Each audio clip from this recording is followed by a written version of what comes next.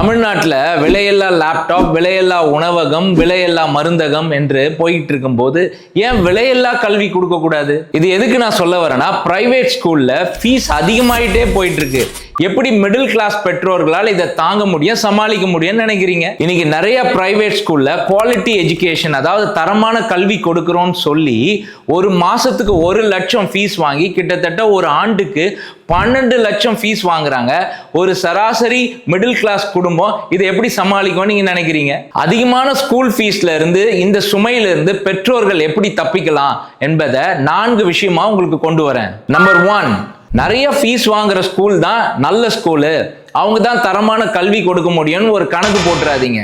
நீங்க எப்படி முடிவு எடுக்கணும்னா, நல்ல ஆசிரியர்கள் கொண்ட ஸ்கூலும் அனுபவம் வாய்ந்த ஆசிரியர்களும் இருக்கிற ஸ்கூல் தான் நல்ல ஸ்கூல். அவங்க குறைஞ்ச ஃபீஸ் வாங்கினாலும் உங்களோட பிள்ளைகளுக்கு நல்ல கல்வியை கொடுக்க முடியும். நம்பர் 2, முக்கியமானது, ஸ்கூல் படிப்புக்கே லட்சமா நீங்க செலவு பண்ணீங்கன்னா உங்க பிள்ளையோட காலேஜ் படிப்புக்கு, இன்ஜினியரிங் காலேஜ், மெடிக்கல் காலேஜ் படிப்புக்கு பணம் வச்சிருக்கிறீங்களா? ஸ்கூல் படிப்புக்கே எல்லா செலவையும் பண்ணிட போறீங்களா?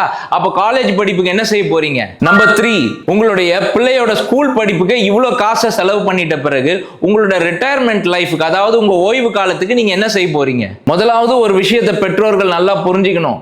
ஒரு தரமான கல்விக்கு உயர்ந்த ஸ்கூல், ஃபீஸ் அதிகமா வாங்குற ஸ்கூல் தான் நல்லா சொல்லி கொடுக்கும்ன்ற அந்த மனப்பாங்க மாத்தி, எந்த ஸ்கூல் நல்ல ஸ்கூல்ன்றத நீங்க வெளியில விசாரிச்சு அதை வச்சு நீங்க முடிவுக்கு வரும்போது நீங்க நல்ல ஸ்கூல்ல உங்களோட பிள்ளைக்கு ஒரு தரமான கல்வி குறைஞ்ச ஃபீஸ்லேயே கொடுக்க முடியும். பெற்றோர்களே, அதிகமா ஃபீஸ் வாங்குற ஸ்கூல் தான் குவாலிட்டி எஜுகேஷனை கொடுக்க முடியும்னு நினைக்கிறீங்களா? அதை பற்றி நீங்க கமெண்ட்ல சொல்லுங்க, நான் உங்களுக்கு பதில் கொடுக்குறேன்.